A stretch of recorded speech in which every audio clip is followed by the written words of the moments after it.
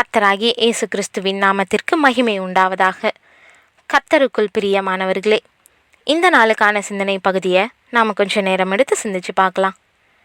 நம்மளுடைய வாழ்க்கையில் டெய்லி ஏதாவது ஒரு போராட்டத்தை சந்திச்சே ஆகணும். ஒரு பிரச்சனையை நாம் சந்திச்சிட்டு இருக்கும்போதே அடுத்தடுத்து பிரச்சனைங்க வரிசையில் நிற்கிறத நாம் கண்டு மனசலிச்சு போகிறது உண்டு. விசுவாச வாழ்க்கையில் பிரச்சனைங்க, பாடுங்க, போராட்டங்கன்னு எவ்வளவு வந்திருந்தாலும் நாம் அதை எப்படி சமாளிக்கிறது, எப்படி ஜெயிக்கிறதுன்னு கற்றுக்கொள்றதில்ல.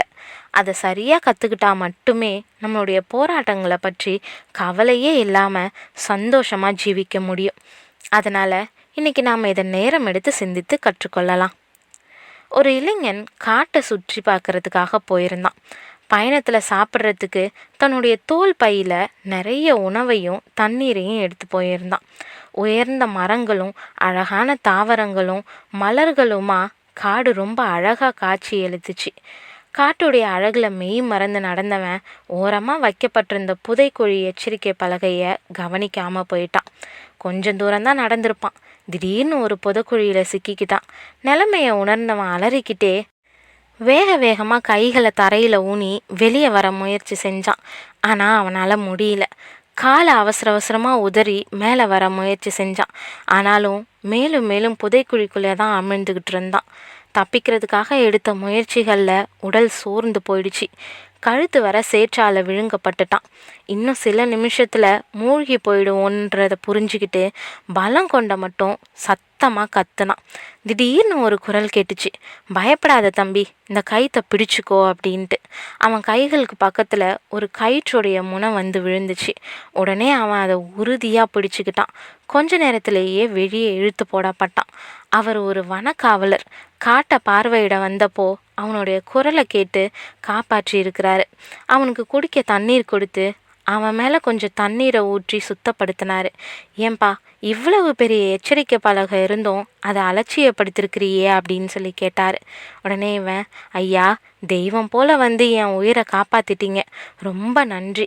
இந்த காட்டோட அழகில் என்னையே நான் மறந்துட்டேன், அதான் கவனிக்காமல் வந்து மாட்டிக்கிட்டேன்ட்டு அழ ஆரம்பிச்சிட்டான். சரி, அதை விடு தம்பி, கண்ணை தொடச்சிக்கோ, நீ தப்பிக்க என்ன முயற்சி எடுத்த அப்படின்னு சொல்லி அவர் கேட்டார். அப்போ அவன், என்னோட பலம் கொண்ட மட்டும் போராடி பார்த்தேன், கை காலை வேகமாக ஆட்டி ஊனி பார்த்தேன், ஆனாலும் நான் மூழ்கிட்டு தான் இருந்தேன் அப்படின்னு சொல்லி சொன்னான். காவலர் புன்னகைச்சிக்கிட்டே சொன்னார், எவ்வளவு பெரிய முட்டாள்தனம் பண்ணியிருக்க. முழுக ஆரம்பிக்கும் போதே உன் முதுகில் கிடந்த பையை கழற்றி வீசி இருக்கணும்.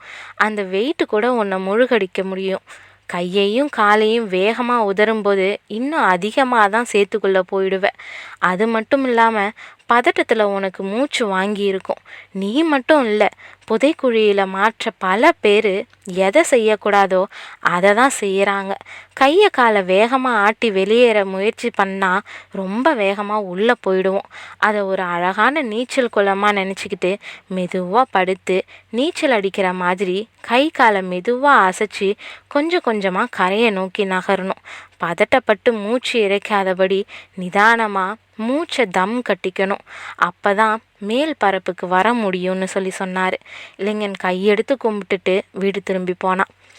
பிரியமானவர்களே, நம்மளுடைய ஆவிக்குரிய வாழ்க்கையில் கூட நாம் ஒவ்வொரு நாளும் எத்தனை புதைக்குழிகளை சந்திக்க வேண்டி இருக்குது. அதில் மீண்டு வர்றதும் மூழ்கி போகிறதும் நம்மளுடைய கையில் தான் இருக்குது. ஏசாயா 28:16 சொல்கிறபடி, விசுவாசிக்கிறவன் பதறான். ஆமாங்க, விசுவாசம் குறையும் போது பதற்றம் அதிகரிக்குது. பதற்றம் அதிகரிக்கும் போது நிதானத்தை நாம் இழந்து போகிறோம். நிதானத்தை இழக்கிறது தான் நம்மளை குழியில் மூழ்கி போக செய்யுது. இனிமேல் புதைக்குழிகளை போன்ற போராட்டங்களை சந்திக்கும்போது விசுவாசத்தால் ஜெயங்கொள்ள தைரியமாக இருப்போமா, இல்லை பதட்டத்தினால பயந்து நடுங்குவோமா? பயம் அதிகமாக வருவதனால நம்மளுடைய சொந்த முயற்சியை கொண்டு எதையாவது செஞ்சு பிரச்சனையை அதிகப்படுத்துவோமா? சங்கீதக்காரன் சங்கீதம் 23:4 சொல்கிறது போல, நான் மரண இருளின் பள்ளத்தாக்கிலே நடந்தாலும் பொல்லாப்புக்கு பயப்படேன், தேவரீர் என்னோட கூட இருக்கிறீர், உமது கோலும் உமது தடியும் என்னை தேற்றும்னு சொல்லுவோமா? வசனங்கள் மனப்பாடமாக சொன்னாலும் ஏற்ற நேரத்தில் அதை செயலாக்கத்தில் கொண்டு வர அவைகள் நமது குணமாக இருக்கணும். தேவன் நிச்சயம் இந்த பிரச்சனைகள்ல இருந்து காப்பாற்றுவாருன்னு முழு நம்பிக்கையோட அவரிடத்துல ஒப்பு கொடுத்து அவரை நோக்கி மட்டும் காத்திருக்கிறது ரொம்ப நல்லது. அதை விட்டுட்டு நாமளா எதையாவது செஞ்சு அவருடைய திட்டத்தை கெடுத்து விடக்கூடாதுன்றதுல கவனமாக மனசில் வச்சு நாம் செயல்படணும். 1 சாமுவேல் 13ஆம் அதிகாரத்தில் பெலிஸ்தர் இஸ்ரவேலோடு யுத்தம் பண்ணும்படி 30,000 ரதங்களோடும் 6,000 குதிரை வீரரோடும் கடற்கரை மணலத்தனை ஜனங்களோடும் கூடி கொண்டு வந்து பெத்தாவேலுக்கு கிழக்கான மிக்மாசிலே பாளையம் இறங்கினார்கள்.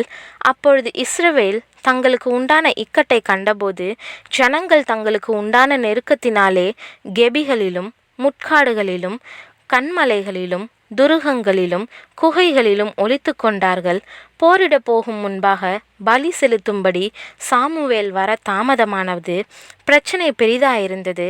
அப்பொழுது சவுல், சர்வாங்க தகன பலியையும் சமாதான பலிகளையும் என்னிடத்தில் கொண்டு வாருங்கள் என்று சொல்லி சர்வாங்க தகன பலியை செலுத்தினான். ஏன் இப்படி அவசரப்பட்டு செய்தாய் என்று சாமுவேல் கேட்டதற்கு சவுல், கில்காலில் பெலிஸ்தர் எனக்கு விரோதமாய் வந்து விடுவார்கள் என்றும் நான் இன்னும் கர்த்தருடைய சமூகத்தை நோக்கி விண்ணப்பம் பண்ணவில்லை என்றும் எண்ணி துணிந்து சர்வாங்க தகன பலியை செலுத்தினேன் என்றான். சாமுவேல் சவுலை பார்த்து, புத்தியீனமாய் செய்தீர், உம்முடைய தேவனாகிய கர்த்தர் உமக்கு விதித்த கட்டளையை கை கொள்ளாமல் போனீர்னு சொன்னான். ஆம் பிரியமானவர்களே, பிரச்சனை போராட்டம் அப்போ நம்மளுடைய மனசு சொல்கிறது போல் செயல்பட்டு கர்த்தருக்கு விரோதமாக செல்லாதபடி நம்ம எச்சரிக்கையாக இருக்கணும். தேவன் சரியான நேரத்தில் சரியான விதத்தில் நம்மளை விடுதலை செய்வார்ன்றதில் நம்பிக்கையாக இருப்போம். தேவன் தாமே கிருபையும் தயையும் செய்வாராக. ஆமீன்.